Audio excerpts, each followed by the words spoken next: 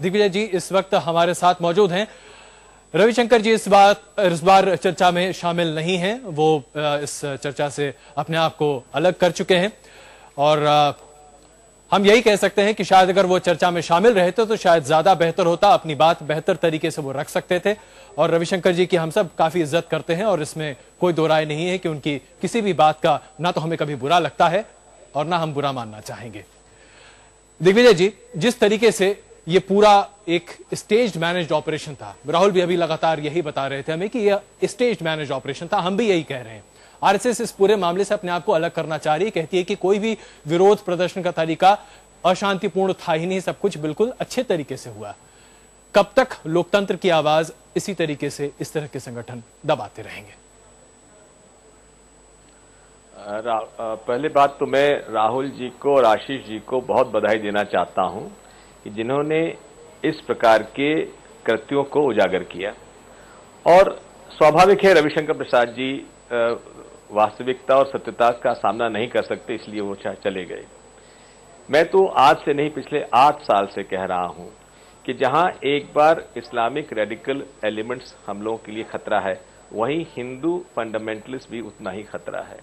और लगातार मेरे पास तो प्रमाण है, मेरे ऊपर डिफेमेशन सूट फाइल किया आरएसएस के लोगों ने, मैंने जब प्रमाण रखे तो उन्होंने विड्रॉ कर लिया।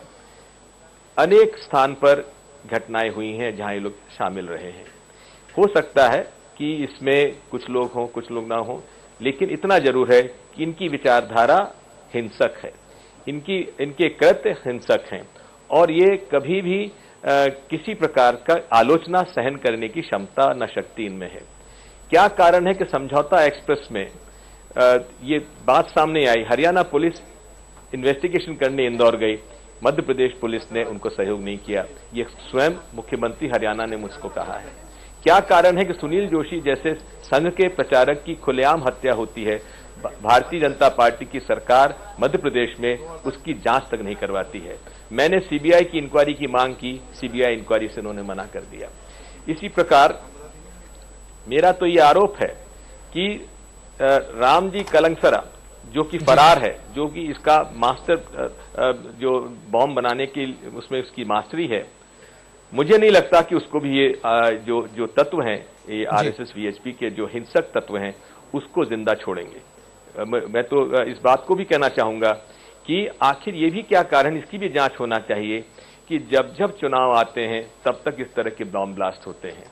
मैं कर्नाटक के चुनाव में था, जिस दिन कर्नाटक में पहले दिन फर्स्ट राउंड की पोलिंग चालू हुई, उसी दिन हुबली में सुबह 8 बजे बॉम्ब ब्लास्ट चालू हो गया।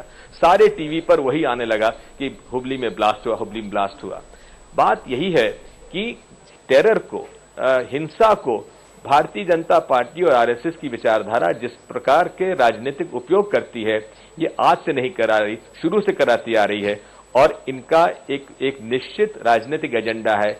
इसके माध्यम से सोसाइटी को डिवाइड करो, पोलराइजेशन करो और पोलराइजेशन से सत्ता हथियाओ, ये इनका राजनीतिक सोच रहा है और इनकी स्ट्रैटेजी रही है।